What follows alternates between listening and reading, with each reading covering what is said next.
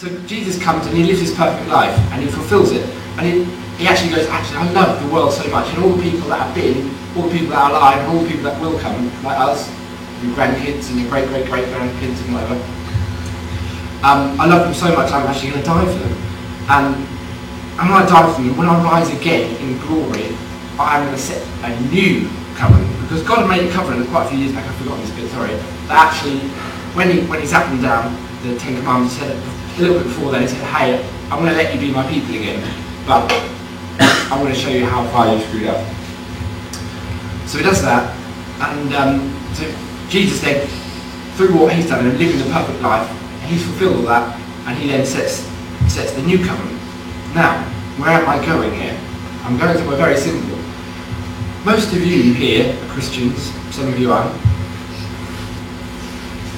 But the thing I really want to make clear today, and this is probably my 7.5 minute, is when you say yes to Jesus, you don't say yes to the old covenant. You don't say yes to the Ten Commandments. When you accept salvation, when you say, God, Jesus, I'm yours, I accept your King, you died for me and took care of all my sin, you don't then step into a situation where you've got to stop sinning. You don't step into a situation where you've got burden and you've got to stop committing adultery, you've got to stop killing people, you've got to stop this, stop that, because you're going to fail. You know, you're not living by that boundary anymore. So for those of you who are non-Christians, I don't know who it is, but if you're then this is a real chance for you to kind of get what is really Christianity. A lot of places don't actually acknowledge this, but when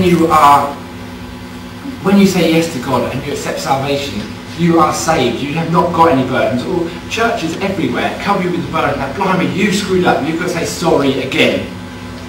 And you've got to, and you say sorry. A few tears come out, and you try your hardest, and then 3 days later you mess up again, and you say sorry. That is the old place. That is a non-Jesus existence with God. Okay, we don't live in that situation anymore. We live in a situation where actually Jesus has come and he's completed that. He's signed, put his signature at the bottom of that one, and go, hey, completed that that contract. Here's a new one for everyone. Bam, freedom. All you've got to do is put your name to it. It just says a couple of lines. I acknowledge Jesus died for me, took away all my sins, and he's my King. For that, I'm really grateful. I'm sorry for all I've done, and that he needed to die for me, but I'm really happy for it. Edward Gordon. Kiss.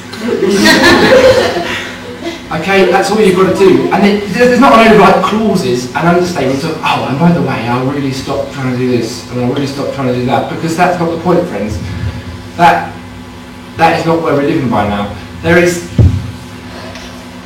is hopefully something that you're thinking, what? This is blowing my mind. Good. It's a mind blower. There is a lot more to all this, obviously, and a lot more fun, and in this freedom you're not suddenly sitting in one little box, so I know there's a lot of questions floating around. What I'd encourage you to do, because we haven't got time right at this minute, but I would encourage you really to chat to people about this. I would encourage you to read one particular verse of the Bible if you want to, and it's 1 John chapter 3, and that will really kind of explain a lot. If you're wondering, blimey, what's he on about? 1 John chapter 3. If you have not accepted salvation, then I would say this is the chance. Like, I'm telling you, it's not about the burdens, it's not about you've screwed up, you've got to get it right, because a lot of people don't become Christians, don't go to church, because they think, I don't want someone telling me I've messed up again. I know I've messed up. Well, yeah, and God may have messed up, so he sorted it out, okay? This is what Christianity is, okay? So when we come to things like this, it's a chance for us to go, hey, I'm actually free. Jesus went through all that pain and all that hurt and misery so that you could come to a place like this tonight and go, woohoo, yes, I love Jesus, he saved me. So let's do it. Let's do it. If you've got questions, speak to people. Join the forum, because this conversation has already started on the forum. So I would really encourage you to join the forum and chat to people. It's regularly updated. Sometimes you get them, there's 300 new posts, but you don't have to read them all. Just pick which ones you want to read. That's not our fault.